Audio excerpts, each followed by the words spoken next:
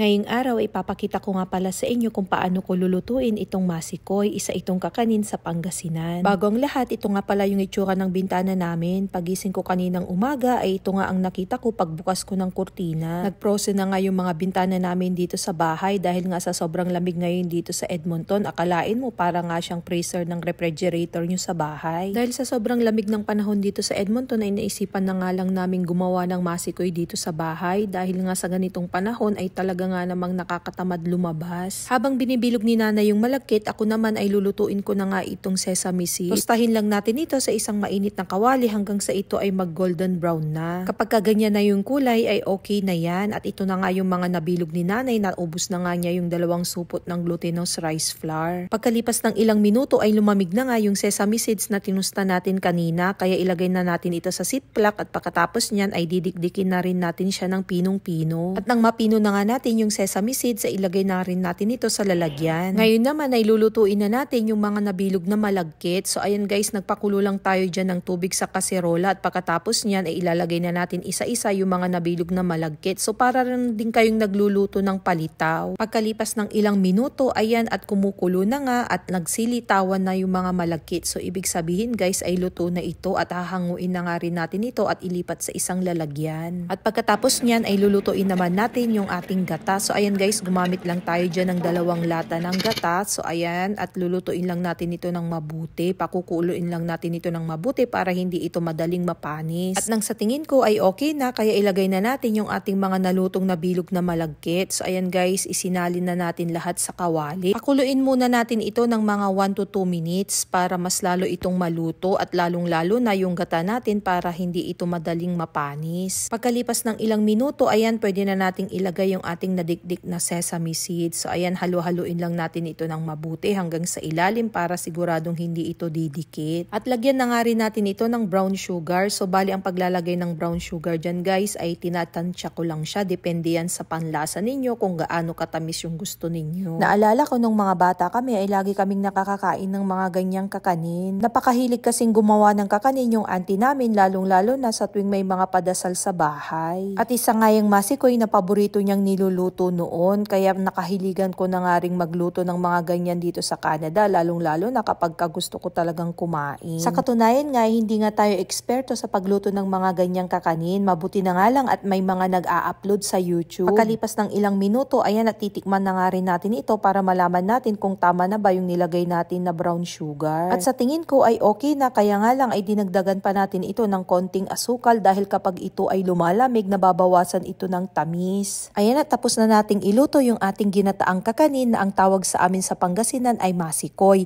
Sa inyong probinsya, ano po ang tawag sa ganyang luto? Pwede ninyong i-comment dyan sa baba kasi alam ko na magkakaiba tayo ng tawag pero iisang klase ng luto. Pagkatapos nating tikman yung ating nilutong masikoy, ito naman at pumunta ako dito sa likod bahay namin para alisan ng isno itong aming terrace dito sa likod.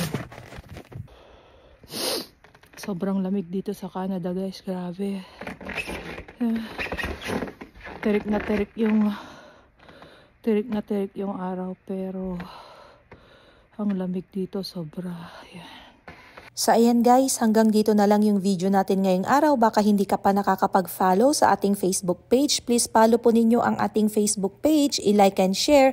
At maraming salamat sa inyong lahat. Have a nice day guys. Bye!